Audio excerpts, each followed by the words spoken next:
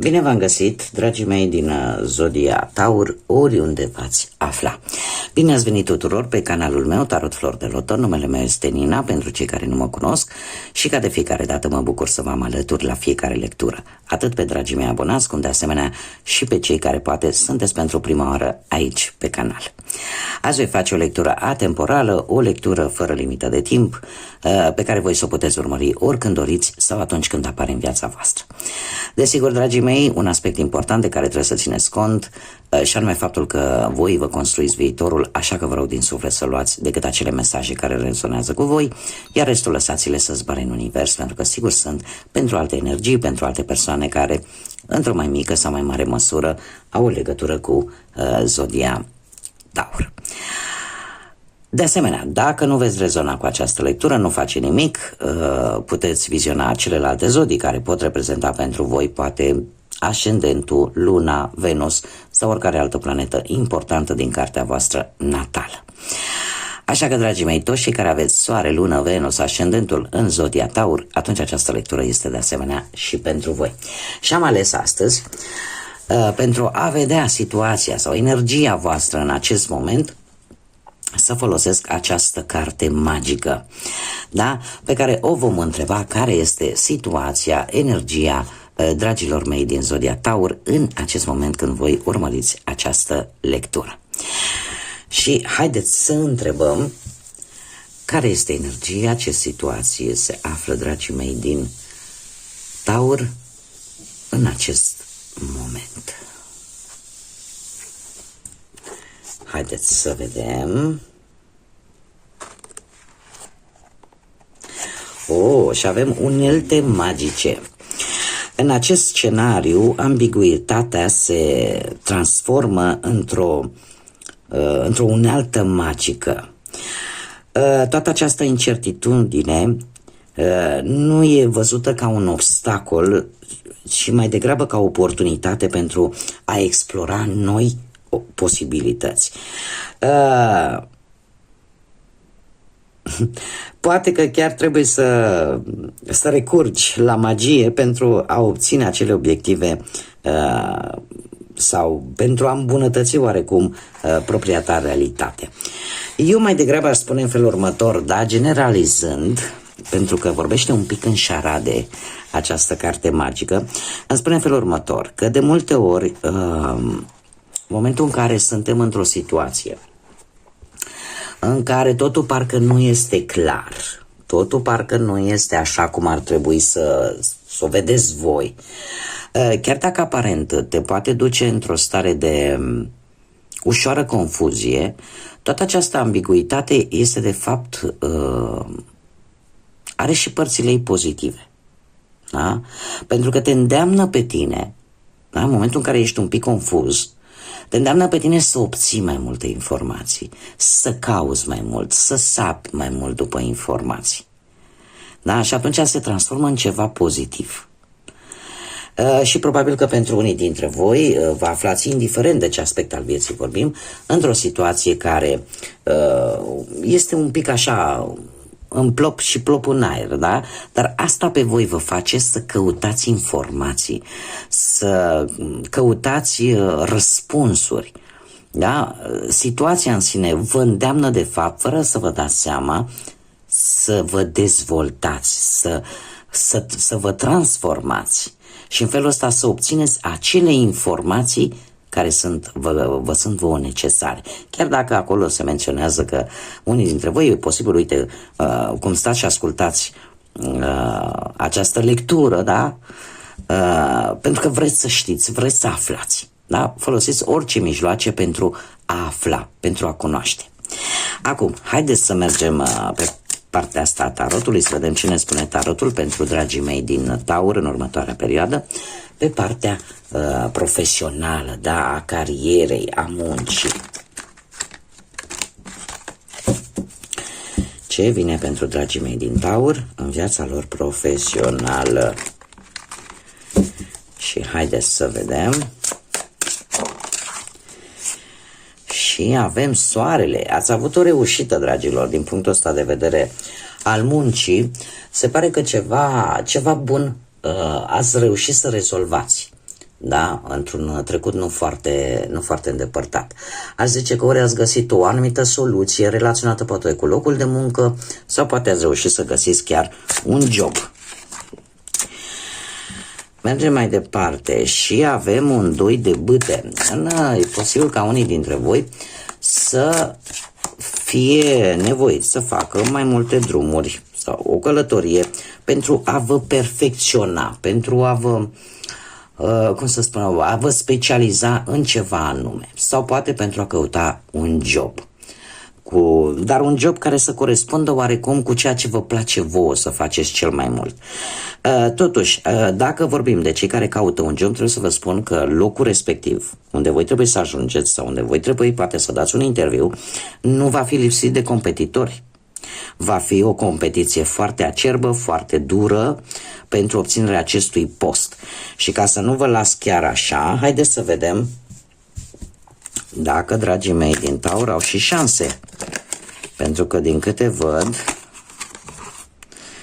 și avem un cavaler de cupe care îmi spune că, cumva, proiectul vostru evoluează, va evolua încet, dar sigur, și e posibil să mai apară niște oferte avantajoase.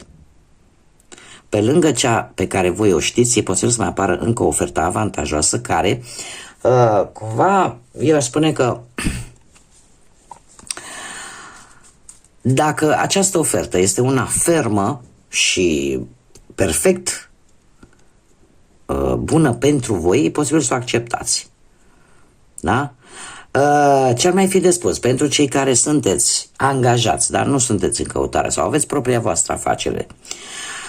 Eu aș spune că așteptați poate un răspuns, așteptați să începeți ceva nou, ceva care pe voi vă va face să ieșiți un pic din zona voastră de confort, nu știu, poate o activitate nouă sau e posibil să vi se propună o avansare pentru unii dintre voi care va crea anumite tensiuni la locul de muncă cu colegii de muncă sau cu șefii, va crea oarecum anumite tensiuni, dar, așa cum bine vedem și cu acest cavaler de cupe, atâta timp cât voi considerați că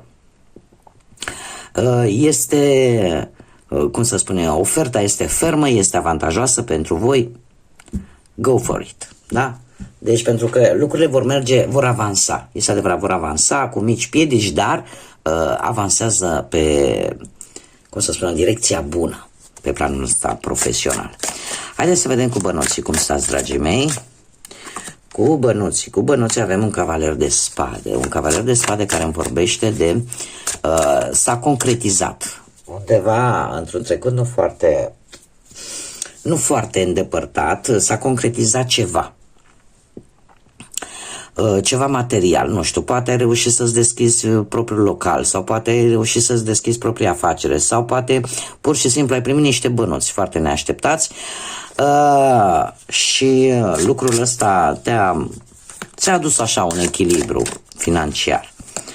Pentru cei care totuși ați reușit să obțineți, nu știu, poate o aprobare în ceea ce privește o investiție de-a voastră, această carte vine și cu un avertisment și anume nu o lua pe drumul scurt. Fă lucrurile exact așa cum trebuie, cu documentele care trebuie și nu te hazarda să o iei pe scurtături. De ce? Pentru că, din câte văd eu aici, avem un nou frumos de monede care îmi spune că dacă ai avut puțin, vei avea mai mult, da? Și în felul ăsta vei fi foarte echilibrat. Asta te va echilibra din toate punctele de vedere, atât material, cât și, cum să spun eu, moral. Da? Îți va aduce acel echilibru de care tu ai nevoie. Și această reușită la nivel material, eu aș spune că vine în urma propriei tale munci. Da? Și avem aici, da. Dragilor, dragii mei tăurași, avem împărăteasa care ne vorbește de abundență și care vă și reprezintă pe voi, zodia voastră, Taur, da? Voi sunteți capabili să faceți din ceva bici, da? Dacă chiar vă puneți cum să spun eu, vă puneți la treabă, puteți să faceți acest lucru, să ieșiți din zona voastră de confort și să faceți ca lucrurile să meargă în direcția care trebuie. O realizare, dragii mei, în urma propriei voastre munci, o sumă de bani care vine către voi, dar de asemenea, faptul că avem și Marea Preoteasă aici, asta îmi spune că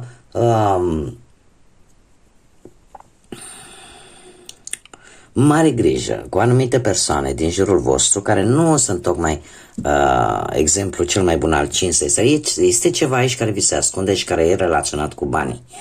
Faptul că avem, sau poate voi ar trebui ca acest succes să-l țineți pentru voi.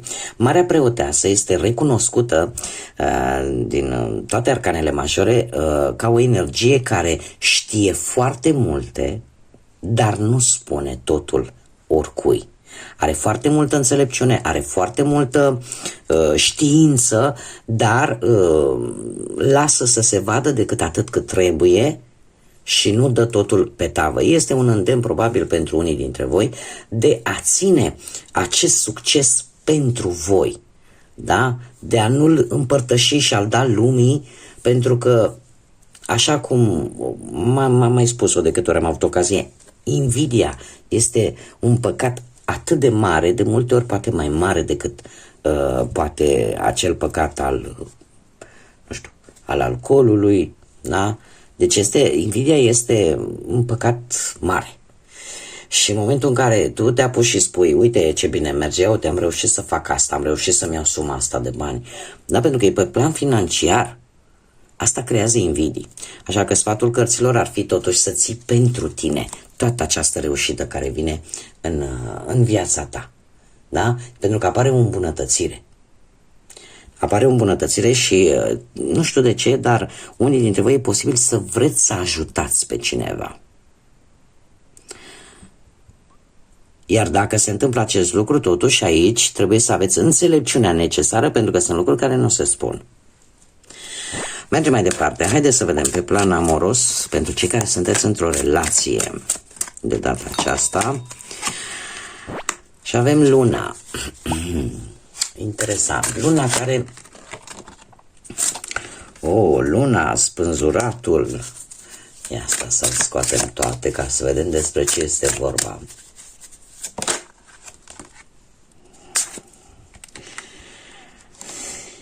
Dragii mei, dragi, pentru cei care sunteți într-o relație, trebuie să vă spun că ați traversat o perioadă în care parcă nu mai vedeați clar, sau foarte clar, relația voastră cu persoana voastră de interes. De ce? Pentru că acum e bine, acum nu e bine, acum azi ne împăcăm, mâine ne certăm și tot așa. Da, a fost o relație, așa să zicem, cam de du-te vino, în care unul dintre voi face un sacrificiu. Și un sacrificiu mare. Unul dintre voi doi, eu aș spune că renunță la propria voință ca această relație cumva să funcționeze. Acum, lucrul ăsta tind să cred, pentru unii dintre voi, că este destul de apăsător. Deci avem un 10 de bâte. Un 10 de bâte care, pe partea asta, dragoste, vorbește de o foarte mare luptă pentru că a salva o relație. Da? Pentru a avea un rezultat mai bun. Acum eu trebuie să vă spun un lucru. E posibil pentru unii dintre voi ca acest sacrificiu poate să trebuie făcut, cum să zic eu, sau acest compromis mai degrabă trebuie făcut de către amândoi. Nu se poate decât unul să facă și celălalt să aștepte. Dar cumva 10-le ăsta de bâte îmi spune că da, dacă vreți ca relația voastră să funcționeze și să aibă acest rezultat bun, această înțelegere, trebuie cumva făcut de către amândoi. Dar trebuie luptat amândoi pentru relație. Da? Pentru că dacă nu există implicarea la ambele părți, toate aceste dute vino vor persista. Da? Și nu se va ajunge nicăieri. Da? Cumva trebuie să existe implicare din ambele părți. Haideți să vedem pentru cei care sunteți singuri și așa voi face la fiecare zodie în parte. Voi preciza pentru cei care sunteți singuri, ca să nu mai avem tot felul de nelămuriri, toate persoanele care, din diferite motive, da? Că poate sunteți divorțați sau poate, din păcate, poate ați trecut prin situația asta de văduvie sau poate pur și simplu până acum nu ați reușit să vă găsiți jumătatea, da? Toți dintre voi care se regăsesc în aceste situații vă încadrați la persoanele singure. Vă spun asta pentru că am primit un mesaj de la o doamnă care mi-a spus: de ce nu faceți pentru văduvi? Eu intră în această categorie, indiferent în ce manieră ați ajuns în situația de a fi singuri. Faptul că ești decât unul și nu sunt doi, da, intră în această categorie a persoanelor singure. Și avem nebunul. Dragilor, unii dintre voi v-a cam plăcut așa să nu prea vă asumați riscul unei relații stabile și ați cam mers unde v-a purtat vântul, da? Unde v-a purtat gândul. Dar trebuie să vă spun un lucru, că avem un 8 de cupe. Da, din păcate va trebui să lăsați aceste obiceiuri. De ce? Pentru că dă iubirea peste voi. Cum am mai spus, nebunul, cumva, o perioadă de timp, cu ceva timp în urmă, nu erați pregătiți pentru a face un compromis, da? Pentru a vă înhăma, ca să zic așa, la o relație stabilă, da? Vă cam plăcea așa, din floare în floare, din diferite motive. Acum fiecare are motivele sale, da? Unii poate ați trecut prin situații nefaste în viața asta amoroasă și parcă nu mai vreați să vă asumați, să faceți acest compromis de a avea o relație stabilă. Dar lucrul acesta se va termina în următoarea perioadă. De ce? Pentru că avem un 8 de cupe. Un 8 de cupe care îmi vorbește despre căutare. Da? Încercați să lăsați toată această idee, știi? Nu vreau să mai am o relație stabilă pentru că uite ce am pățit, dar lucrurile astea rămân în urmă. De ce? Pentru că avem un 2 frumos de cupe. Apare cineva în viața voastră pe care cărțile deocamdată nu mi-l spun, da? Dar este cineva care va trezi acea pasiune, va trezi acele sentimente puternice de atracție care cumva vă va face să vă întoarceți de la această idee că nu vreți să vă implicați într-o relație serioasă. Deci, cât de curând, pentru voi, dragilor, iubirea vine în calea voastră și vă dă peste cap toate planurile. Acum, haideți să vedem ce mesaj are copilul interior din voi pentru următoarea perioadă. Un mesaj, te rog, pentru dragii mei din Taur, pentru următoarea perioadă. Sunt foarte multe, ia să vedem. Haideți că le las pe toate, chiar dacă sunt atât de multe, dar sunt sigură că degeaba nu au ieșit și haideți să le luăm pe rând. Competență. Se pare că trebuie să ai încredere mai multă, sau cel puțin unii dintre voi trebuie să aveți mai multă încredere în îndemânarea voastră, da? Și în competența voastră. De ce? Pentru că asta, cum să spun eu, îți dă ție mai multă încredere. Folosiți-vă de ceea ce știți să faceți cel mai bine. Cred că este mai degrabă un mesaj, mai ales pe partea asta a carierei, a profesiei, da? Avem de asemenea o variantă de lumină și o variantă de umbră care ne vorbește despre a nu te îndoi de ceea ce știi tu să faci cel mai bine, pentru că asta îți va aduce o nesiguranță și nu va face altceva decât să strecoare teama în sufletul tău. Avem limite. Se pare că a pune limite sănătoase anumitor persoane, anumitor situații, nu va face altceva decât să obligi oarecum pe ceilalți să te respecte așa cum și tu la rândul tău îi respecti.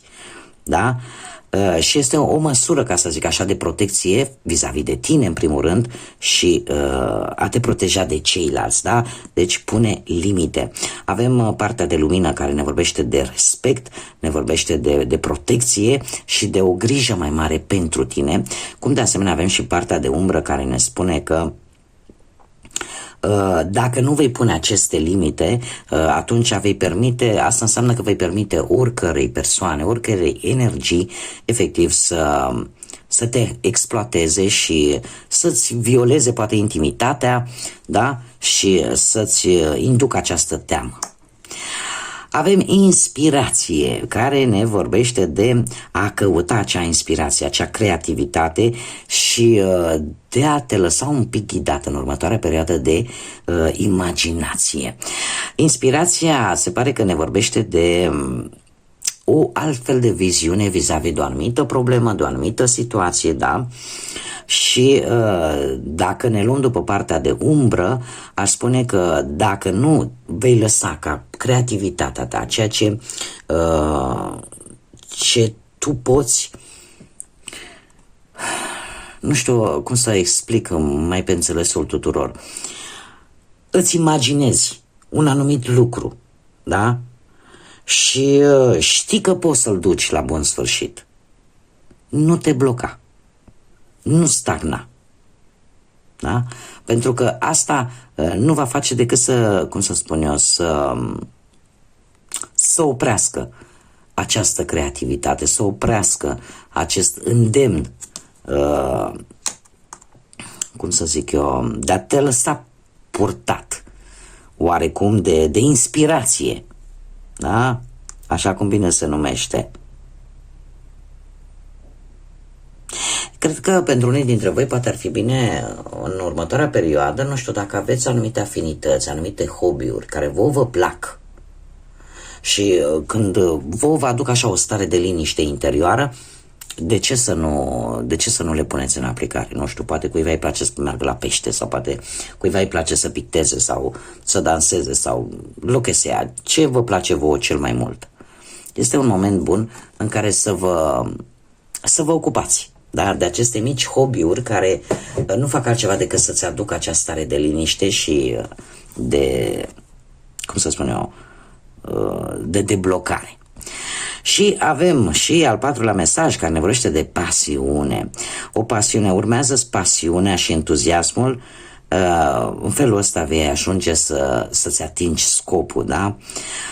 Partea de lumină ne vorbește de acest entuziasm, de această energie binefăcătoare, să pui pasiune în tot ceea ce faci. Partea de umbră vine și ne spune că dacă nu vei face acest lucru, atunci o stare de apatie, de dezinteres și de indiferență te poate afecta. Și mai avem un mesaj, dragii mei, un mesaj divin din partea păsărilor. Și avem fazanul care ne vorbește de un timp, este timpul să creezi și să te conectezi. Încă o dată ne se vorbește de creație. Focusează-te, da, concentrează-ți atenția în zonele astea, da, de creativitate, de creație, de a face ceva nou, de a dezvolta ceva ce ție îți place să faci în mod deosebit. Poate că unii dintre voi sunt mari șanse să vreți să vă deschideți poate vreo afacere cu ceva ce vă place să faceți. Da? Cum spunea un înțelept, un filozof, mare filozof, nu mi-aduc aminte acum exact cum îl cheamă, nu vreau să zic tâmpenii, dar spunea că în momentul în care îți câștigi pâinea, da?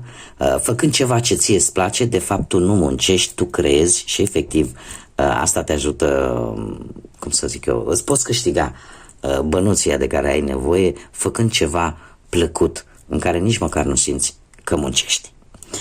Bun, dragii mei, aceasta a fost lectura pentru voi. Eu vă mulțumesc tare mult pentru atenție și, ca de obicei, dorindu-vă tot ce e mai bun și multă liniște în suflete, multă înțelepciune, multă lumină în gânduri, în suflete, Trebuie să vă mulțumesc de asemenea tuturor pentru toate comentariile frumoase, pentru like-uri, pentru distribuiri și de asemenea trebuie să vă readuc aminte că dacă ați rezonat, dacă v-a plăcut, nu uitați să dați like, să dați distribuire, să vă abonați dacă nu ați făcut-o până acum.